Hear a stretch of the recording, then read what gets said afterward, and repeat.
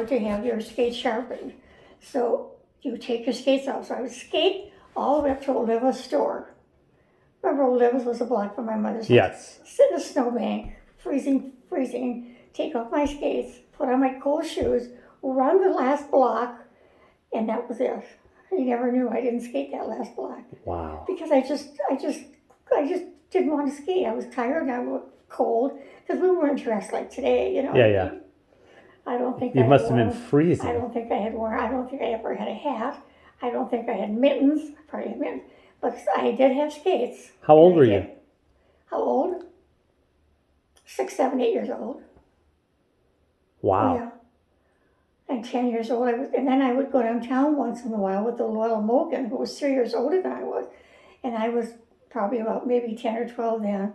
And there was a beautiful skating rink by the Dickinson Hotel. They had music, and and when Luella was allowed to go, she was a good friend of mine, so I got a picture. And we would go downtown.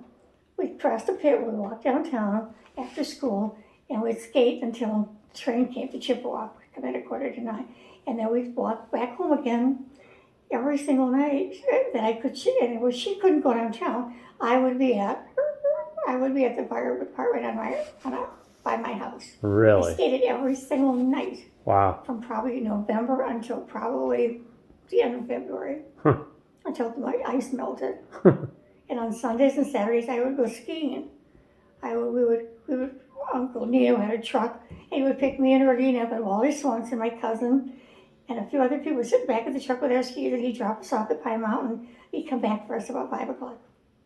And even then at 5 o'clock, we'd go home, and then we'd go skating at night. Wow. Because there was no place to sleep. There were cribs. I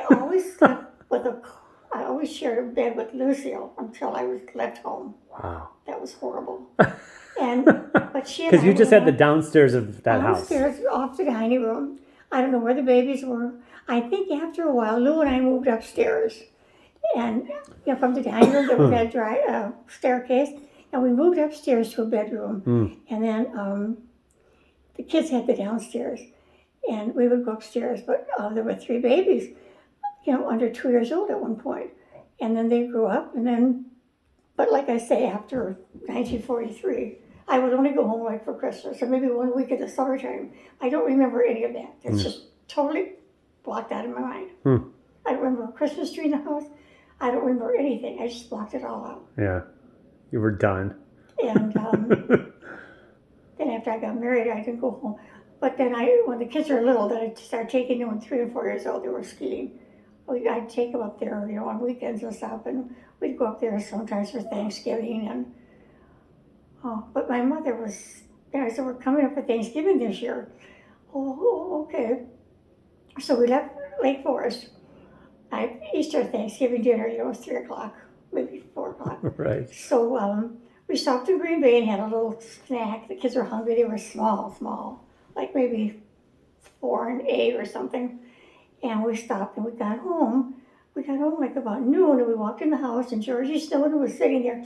You missed dinner. They had eaten at 11 o'clock in the morning. They didn't wait for us. Wow. My mother never said, I'm sorry. Never said one single thing. So that night we had leftovers. It was okay, but we had leftovers. They didn't wait for us. Jeez. Lulu was there. Well, we're not waiting for her. Oh, jeez. I could just see him. You know what I mean? That's awful. Something over on her. And that was it. So then I stopped going for Thanksgiving. But it was kind of a crazy family, really. Yeah, it sounds like. Crazy family. Too many different people. Yeah. 2 different minds, Right. So, but I don't remember going home any time at Christmas time. I mean, when I was not married. I remember going home with Erlene. She was married. And we would drive home for the weekend in the snow. But I don't remember my mother having a tree. I'm sure she had a tree. Because I never spent money. I never spent time at home. And in the summertime, I would bike ride till dark. And if you had a boyfriend, which I had a few. I'm sure you had a few. There was no place to go. Yeah. They didn't have cars. We would sit on the porch. We couldn't go in the house because my father had one chair with a radio, and there was a sofa. And there was a dining room, then there was a kitchen, and then was our bedroom. Well, there was no place to sit and talk. Yeah. There wasn't any light for reading. My father would do the paper every night. He had the lamp there by his rocking chair. But it was a really crazy family when I think back on it now. And then those 2 kids, there's 3 kids in 2 years, you know.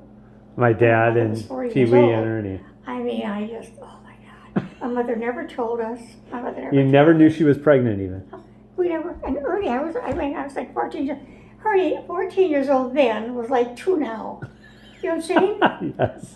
Today, a 14-year-old was probably pregnant. But,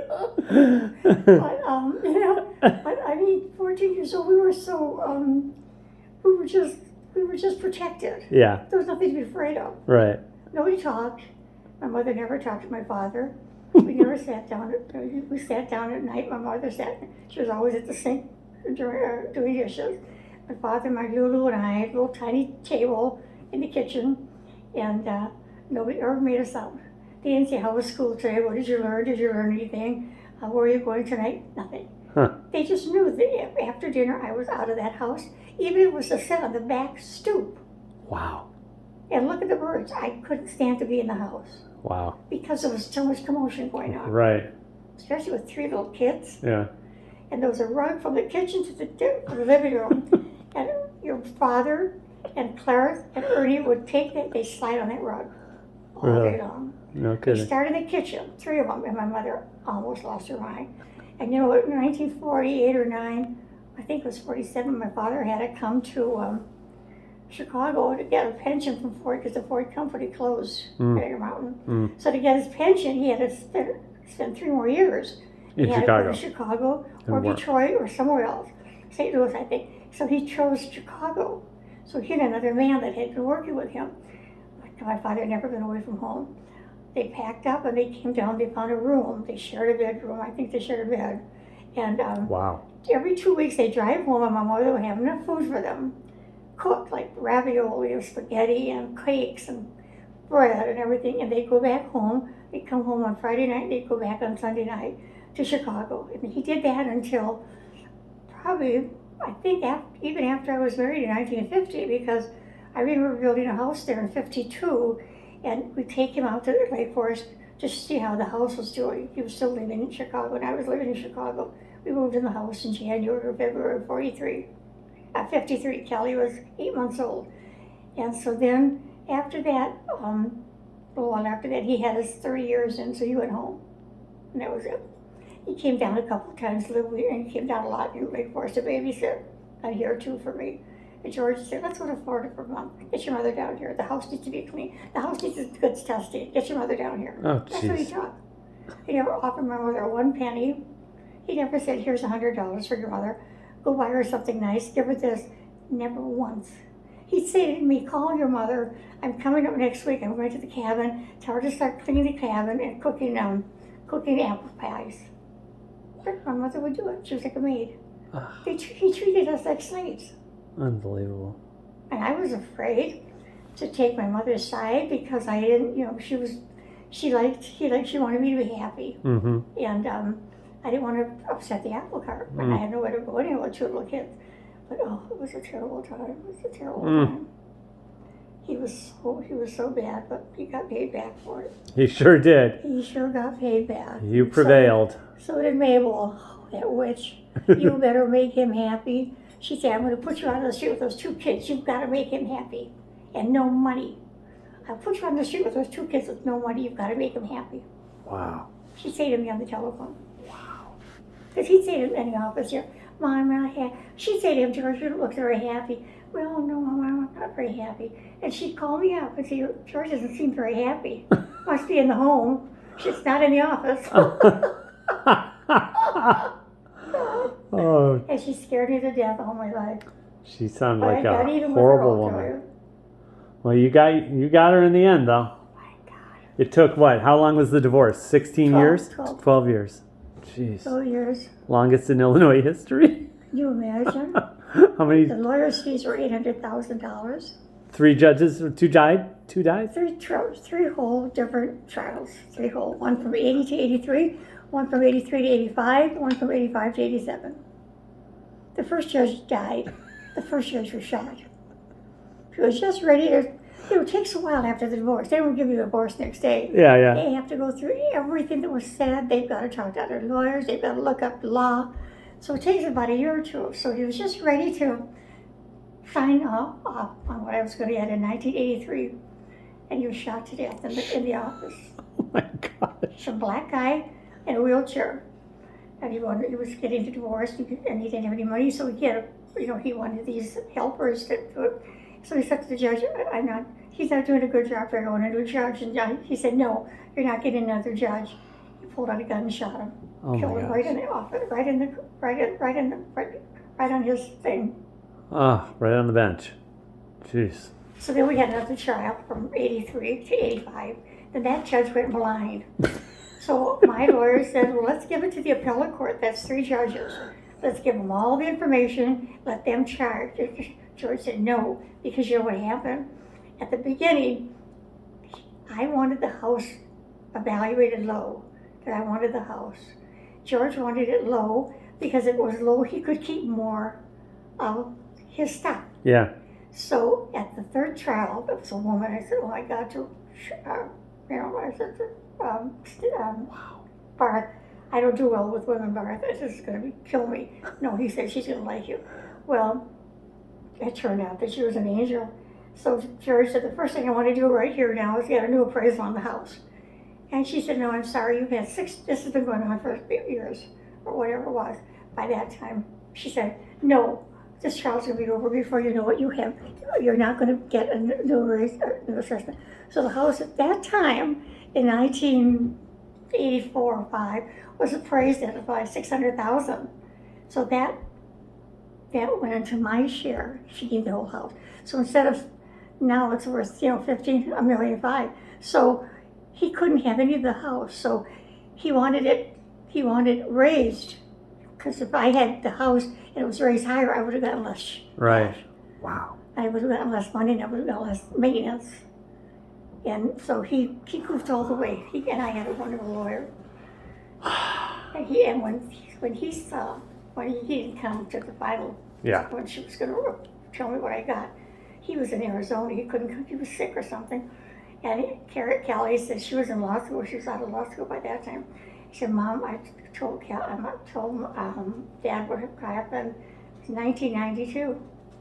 Unbelievable. 87. Unreal. Oh, no, only 12 years. It was 78 I got out of the house. It was 92. Wow. And she said, I told Dad what happened. She said, he's going to have a heart attack. Because he got to ask his mother now to put the house in his name. This is her name. And he said to me one day, I think my mother wants to sell the house. Oh, really? Yeah, she thinks that the kids are out of college now. We should be having a little house out in Lake Geneva somewhere. And there's a real cute house out there for $65,000. We could sit on the beach. We could sit on the porch and watch the ducks go by. And I said, no, George, we can't sit on the porch and watch the ducks go by. The next morning, I was on the train with no money to this fabulous lawyer, the biggest lawyer. He was, at one time, the biggest lawyer in the country. Wow. Like he was the biggest lawyer in this area. Yeah. And he didn't take anybody unless he knew he was going to get paid plenty. And I walked in and I said, Mr. Ranella, I need you. You have to save me. And of course he was Italian. And that was it. Yeah. And he said, and then he, of course, in 2 years after that, he died of a massive heart attack. But I had Barth by then, so it worked out fine. Barth was working for him. And he wrote the book. You saw the book. Yeah, I've seen the book, So but you should write a book. Yeah. You should write a book. So I tell you, it was quite a years. And Kelly was sick part of the time. Yeah. She got sick in 87. So I was still, 87, the trial was over. Wow. It should take that new judge long, I'll tell you. Because she had all the information. Right. And he wanted to change this. And they asked her once, Mabel, who did you sell, who did you buy, who did you rent the house for in Lake Forest? Oh, George and Michael, George and my son, Troy and my son. So the next day she came in and she said, I want to change something. Yesterday. You asked me who I built the house for. I built it for my son. See, instead of my son and his wife. Wow. And she said, what did you expect Troy to do? And they just thought I was from our mountain, and they thought I didn't know anything. Yeah, right. Unreal. And I told you she went up there and checked me out, Yeah. I tell you, it was just a disaster. I should never have married him. I never should have married him. I never loved him. I never even liked him hardly. I really, I felt sorry for him, I really did. Yeah. And these stupid uncles up there, why are you married yet? Why aren't you married yet? Your sister's younger than you, she's married already. Why aren't you married yet? We're trying to home, I hear that. And he was okay. He was 21 years old. But he was a normal 21-year-old, pretty normal. But when I look back, he was never normal. Yeah. He was always a sociopath. Oh, Hi, sweetheart. Are you ready to go to bed, darling? I know I am. It's past your bedtime. 11 o'clock. Oh, my goodness. Well, thank you for talking to me. Do you want something to eat? No, I'm so full. Thank you. Sure? Yes, Auntie. I'm Oh, full. God. Where's Michael? He's probably getting ready.